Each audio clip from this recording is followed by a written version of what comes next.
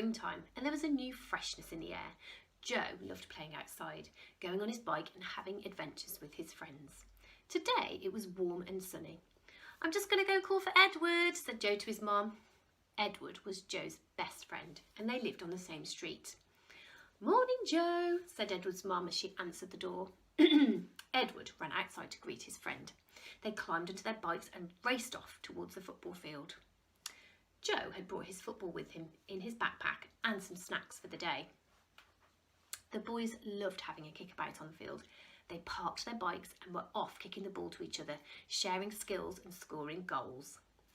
All of a sudden, Joe kicked the ball a bit too far, and behind the goal there was a line of trees that backed onto a large lake and wooded area.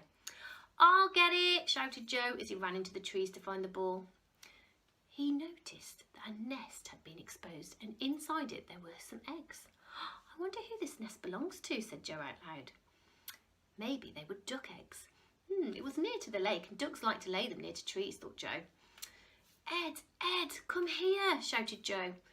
Edward ran to meet his friend. "Look what I found. It looks like the nest has been dragged from somewhere. It's definitely been moved. There is no way a mother bird would leave her nest here to get trampled on by people walking by." The boys looked around. They stayed for a while longer, but the mother bird did not return. "Maybe we should take the eggs and look after them," said Edward. I don't think we should move them. Not from their mother," said Joe. Maybe we should find a safer place, and I'm sure the mother will find them." The boys looked around, and sure enough, they found a hole in a tree. Inside the hole, they saw another identical egg.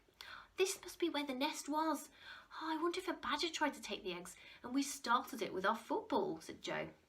The boys carefully put the nest into the tree and placed the fallen egg back in the nest. They waited a little while longer. Just as the sun was going down, a mother duck approached the tree hole. "There's the mother," said Edward excitedly. "Oh, thank goodness she's found her egg," said Joe with delight. The boys went home for dinner. The very next day, they visited the tree again to see if the eggs were safe. They were amazed to see that the little eggs had hatched and the little ducklings were sitting in their nest fast asleep. "I'm so glad we helped them yesterday," said Joe proudly. "Oh, me too," said Edward, smiling. From that day onwards, the boys visited the ducks when they played on the football field. They also kept an eye out for any nests that had been disturbed.